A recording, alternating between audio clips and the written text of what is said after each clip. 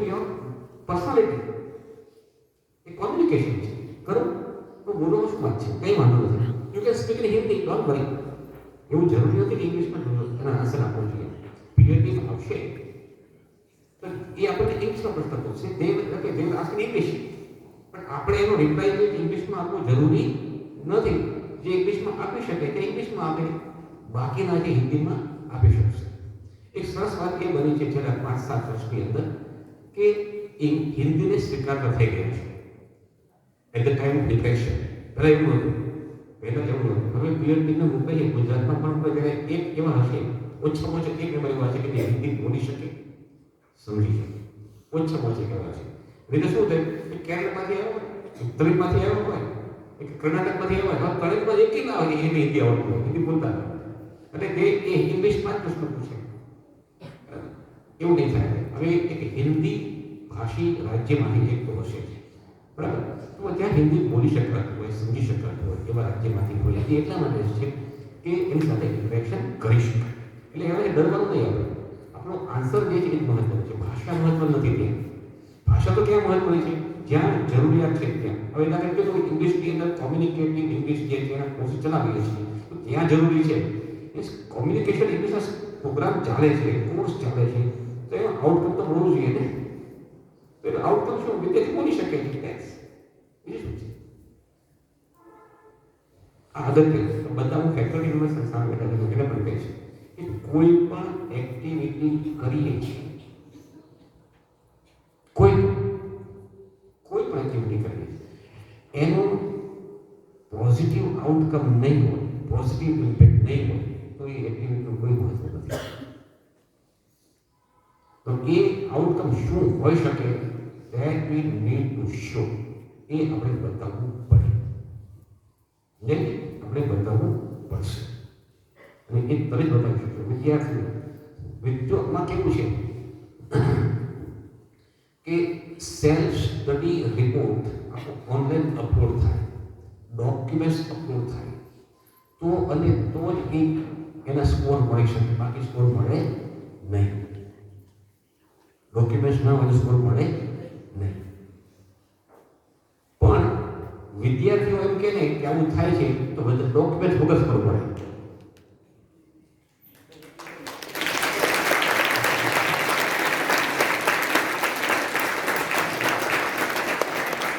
કારણ કે પીએચડી સમજે છે કે ઓકે સ્ટુડન્ટ્સ જ્યારે કહે છે કે અમારે ડોક્યુમેન્ટની જરૂરિયાત નથી, બિકોઝ ક્વોલિટેટિવ એસેસમેન્ટ કરવા માટે ક્વોલિટેટિવ મેટ્રિક્સ છે એનું એસેસ કરવા માટે હોય છે.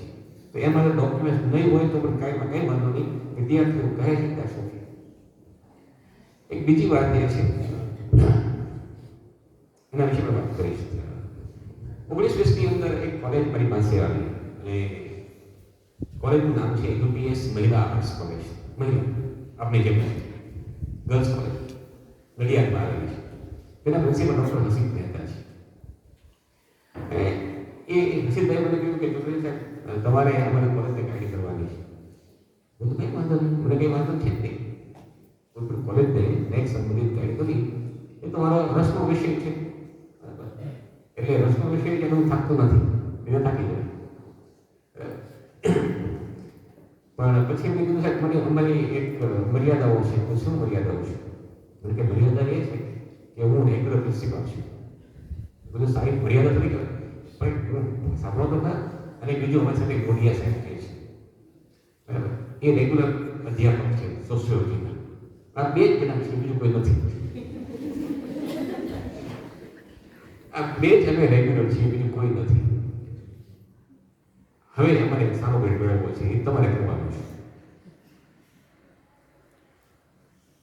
કઈ વાંધો નહીં, મને ચેલેન્જ સ્વીકારી ગમે છે, હંમેશા મને છે. એ મારો વિષય છે, ચેલેન્જ સ્વીકારવી. ગમે આપણે તો ચેલેન્જ સ્વીકારી દઈએ. ચાલો હવે તમને સારો મેળવવો અમારી જવાબદારી છે. એટલે અમારી આ અમારી થર્ડ સાયકલ છે, બહુ સાયકલ છે.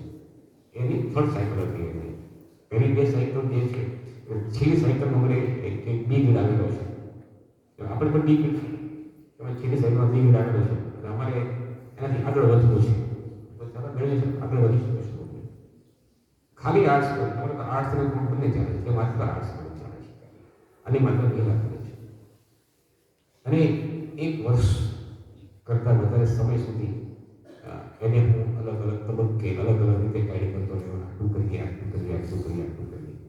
થોડું એ ટાર્ગેટ ઓરિએન્ટેડ, આ ટાર્ગેટ છે અચીવ કરવો છે આપણે. અને કામ કરતા રહ્યા. સ્ટાફ જે છે, બાકીનો સ્ટાફ જે છે, મેનેજમેન્ટ બરાબર મૂકવામાં આવે. કઈ રીતે કરવું એનું કહેતો રહ્યો, શું કઈ રીતે કરી શકાય. પીએમ ટીમ પણ આવી ગઈ, બધું થયું, બધી પ્રોસેસ થઈ ગઈ. પીએમ ટીમ જે છે એમાં તો એક તો ચેરપર્સન હતા, સિદ્ધિન સાથે મેં કામ કરેલું. પણ એ મોહંતી જે છે એનું બહુ ચાલતું નહોતું, કારણ કે એક મેમ્બર બોડી હતા, એ બહુ ડોમિનેટિંગ પર્સનાલિટી હતી. આમાં ટીમની અંદર પણ એવું હોય, 3 જણા હોય ને તો કોઈ એક કે ડોમિનેટિંગ હોય, જે ડોમિનેટિંગ હોય ને એનું ચાલતું વધારે થાય, બહુ સ્પષ્ટ પડે. અને આપણે મજામાં કહેતા હોય ને, ઘરમાં કોણ ચાલે, મારું નથી ચાલે, હું કહેતો હોઉં છું, હું ડોમિનેટિંગ નથી, બરાબર. તો એમ દરેક જગ્યાએ જે ડોમિનેટિંગ પર્સનાલિટી હોય ને એનું વધારે ચાલતું હોય. તો એ ડોમિનેટિંગ પર્સનાલિટી વ્યક્તિ હતી એનું વધારે ચાલતું, અને સ્કોર ઓછું આવી પડે. સ્કોર પીએમ ઓછું આવ્યું, પણ તેમ છતાં એ ગીરાયો પડે.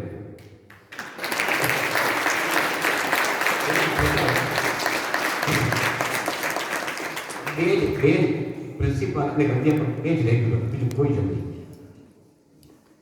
એટલે અશક્ય નથી ને, જો બધું અશક્ય નથી, તો એટલા માટે એ શક્ય છે.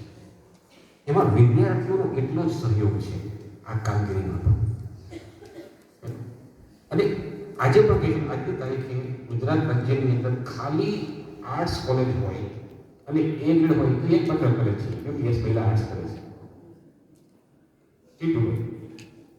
અને પછી એને એજ્યુકેશન મિનિસ્ટરને પણ મેળા બધું કીધું કે જો આટલું કર્યું છતાંય આટલી અમારી વિષમ પરિસ્થિતિ છે, છતાં એક ગ્રેડ છે અમારી પાસે, હવે એમને સપોર્ટ કરો. એટલે પછી ગ્રાન્ટ પણ એને આપી છે. આપણે વિદ્યાર્થીઓનો